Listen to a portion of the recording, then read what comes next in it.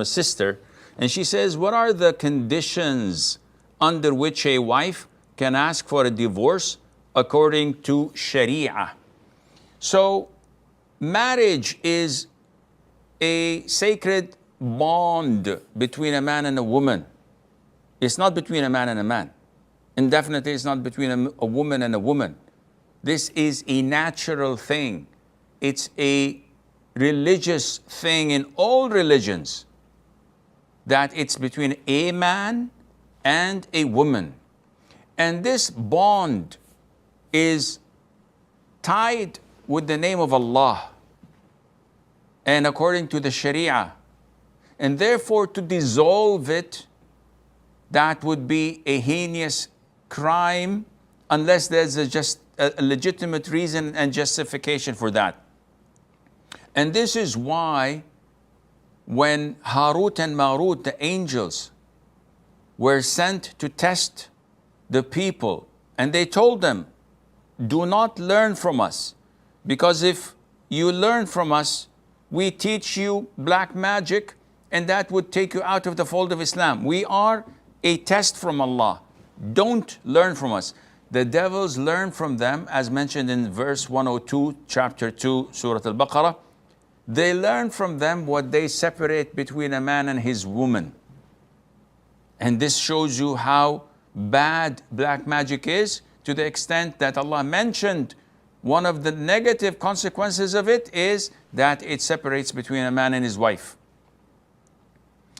Therefore, the Prophet said, ﷺ, any woman who asks for divorce without a legitimate reason would not enter paradise.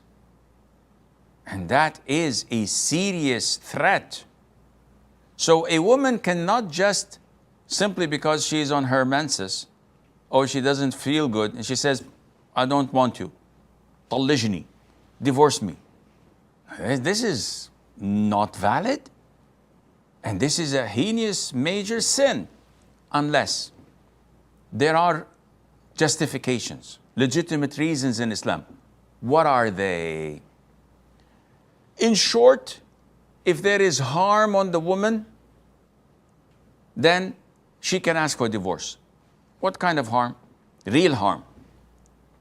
If the man is a psycho, he refuses her to leave the house. He refuses her to speak to anyone on the phone. She doesn't watch anything halal, not use the internet. And he is keeping her as a prisoner of war. This is totally haram. This is real harm, and she can ask for divorce. If he prevents her from seeing her parents and relatives, she can ask for divorce.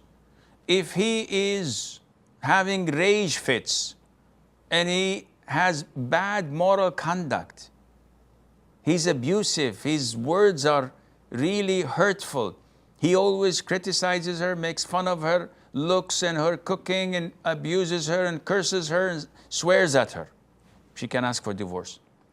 If he is really ugly and she's unable to look at his face, as in the hadith of Thabit ibn Qais, where his wife could not look at him, and she said, had I not feared Allah, I would have spitted in his face whenever I look at him, because of his ugliness. This is a legitimate reason.